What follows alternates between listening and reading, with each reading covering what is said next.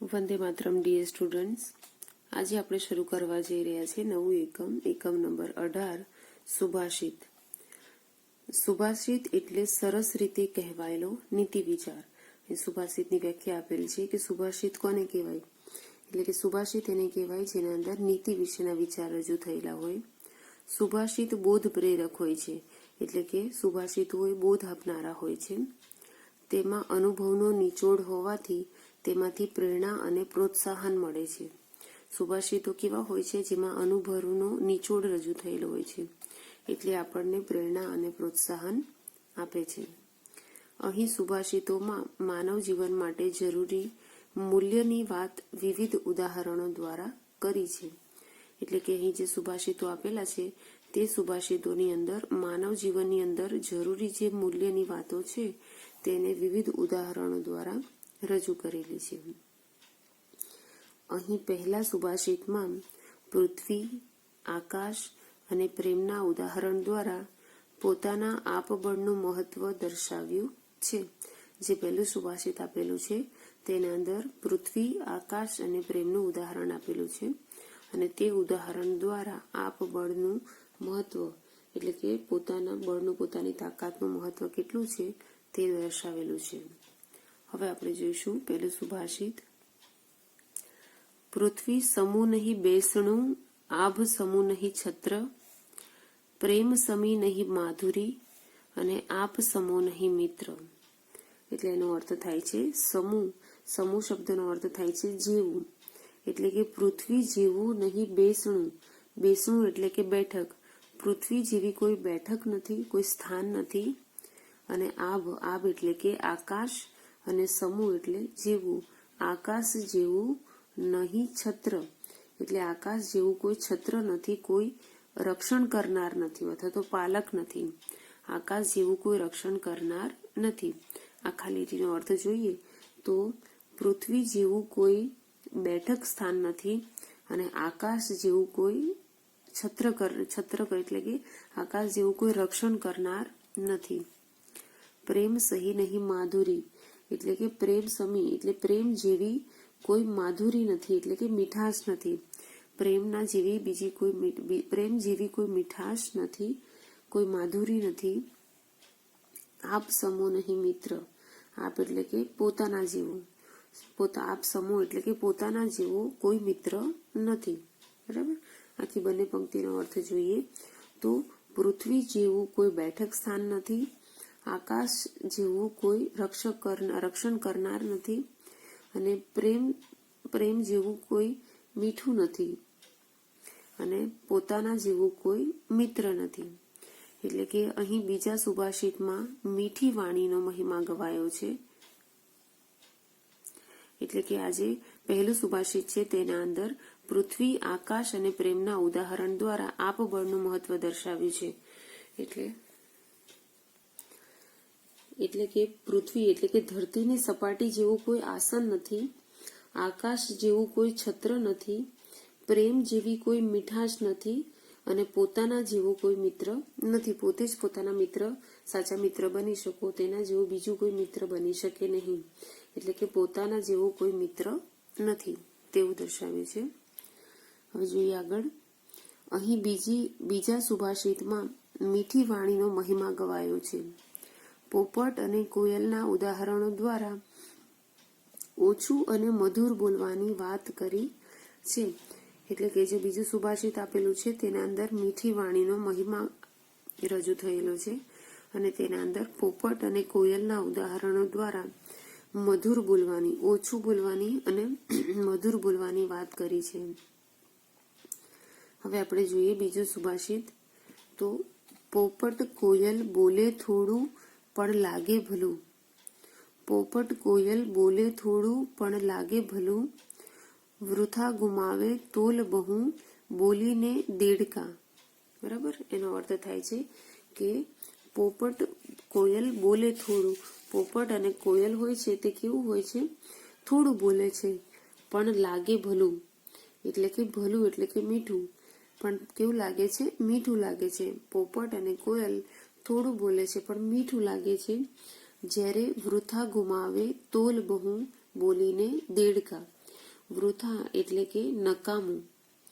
નકામું ગુમાવે છે તોલ એટલે કે માન. નકામું ગુમાવે છે માન. બહુ બોલીને દેડકા. દેડકા બહુ બોલીને પોતાનું માન ગુમાવે છે. પોપટ અને કોયલ ઓછું બોલીને પણ બધાને મીઠા લાગે છે. ઓછું બોલે છે પણ તો પણ મીઠા લાગે છે. પરંતુ દેડકા વધારે બોલીને પોતાનું માન ગુમાવે છે. આખી બંને પંક્તિઓનો અર્થ જોઈએ તો, પોપટ અને કોયલ થોડું બોલે છે પણ મીઠું લાગે છે. દેડકા બહુ બોલીને એટલે કે કર્કશ અવાજ કરીને પોતાનું માન ગુમાવે છે. હવે ત્રીજું સુભાષિત જોઈએ. અહીં ત્રીજા સુભાષિતમાં સતત પ્રયત્ન કરીને આગળ વધવાની વાત થઈ છે. જેમ ભણીને આગળ વધતા પંડિત થવાય છે, લખતા લખતા લહિયા થવાય છે, તે જ રીતે થોડું થોડું ચાલતા લાંબો પંથ કપાય છે. ત્રીજી સુભાષિતની વાત કરેલી છે કે ત્રીજા સુભાષિતની અંદર પ્રયત્ન કરીને સતત આગળ વધવાની વાત કરવામાં આવેલી છે કે જેમ ભણી ગણીને આગળ વધીએ તો પંડિત થવાય, લખતા લખતા લહિયા થવાય. લહિયો એટલે કે લખવાનું કામ કરનાર માણસ. એટલે કે લખતા લખતા લહિયા થવાય, તે જ રીતે થોડું થોડું ચાલતા લાંબો પંથ પણ કપાઈ જાય, લાંબો રસ્તો પણ પૂરો થઈ જાય. બરાબર. હવે જોઈએ ત્રીજું સુભાષિત. ભણતા પંડિત નીપજે, લખતા લહિયો થાય, ચાર ચાર ગાઉ ચાલતા લાંબો પંથ કપાય. એટલે કે ભણતા એટલે કે શીખતા પંડિત નીપજે. પંડિત એટલે કે શાસ્ત્રમાં નિષ્ણાત અથવા તો વિદ્વાન. નીપજે એટલે કે બને. શીખતા શાસ્ત્રમાં નિષ્ણાત બનાય છે. શીખતા શાસ્ત્રમાં નિષ્ણાત બનાય છે. લખતા લહિયો થાય એટલે કે લખવાથી લખવાનું કામ કરનાર બની શકાય. ચાર ચાર ગાઉ ચાલતા એટલે કે ચાર ચાર ગાઉ એટલે કે આશરે 2.25 મીટર જેટલું. બરાબર. એટલે ચાર ચાર ગાઉ ચાલતા એટલે કે થોડું થોડું અંતર ચાલતા લાંબો પંથ કપાય. એટલે કે લાંબો રસ્તો પણ કપાઈ જાય છે, પૂરો થઈ જાય છે. આખી બે પંક્તિનો અર્થ જોઈએ તો, વ્યક્તિ સતત શીખતો રહે તો તે વિદ્વાન બની જાય છે. વ્યક્તિ હંમેશા શીખતો રહે તો તે વિદ્વાન બની જાય છે. અને લખવાના સતત પ્રયત્ન કરવાથી, મહાવરા કરવાથી માણસ લહિયો થઈ જાય છે. તે જ રીતે ચાર ચાર ગાઉ એટલે કે થોડું થોડું ચાલતા રહેવાથી લાંબા સમયે પંથ કપાઈ જાય છે.